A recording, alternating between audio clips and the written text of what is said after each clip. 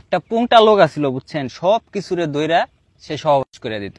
ভালো হয়ে যাও মাসুদ। মানে দুনিয়ার এমন কোন জিনিস নাই, পিঁপড়া থেকে শুরু করে হাতি পর্যন্ত সে সব কিছুরে দইরা লাগাইতো। এখন ওই পুংটা লোকটা হুট করে একদিন ভালো হয়ে গেছে। বলেন কি? ভালো হয়ে যাওয়ার পরে শয়তান তো মনে করেন টেনশনে পড়ে গেছে গা, কই কি ব্যাপার, এই লোকটা এত খারাপ আছিল, হুট করে ভালো হয়ে গেল, এর কারণ কি? এখন শয়তান হইলো মানে এক জায়গায় শুয়ে শুয়ে একটা ফোন দিয়ে আসছে, अच्छा ওরে তো আমি আবারও খারাপ বানাবো, अभी मैं गाली नहीं दे ও ভালো, सकता ও যে ভালো হয়েছে ওরে তো আমি ভালো হয়ে থাকতে দিব না।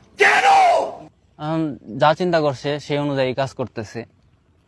একদিন ওই শয়তান মেয়া সাইজে জামা কাপড় খুইলে এই বেটার সামনে গেছে।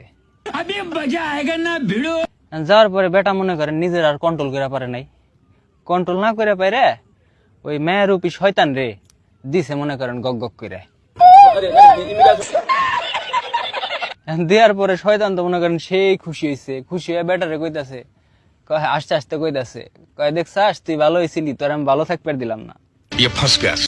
এখন বেটা কইতাছে, কয় আমার দুনিয়ার সবকিছুই মনে করা শেষ, খালি শয়তান করায় বাধা ছিল,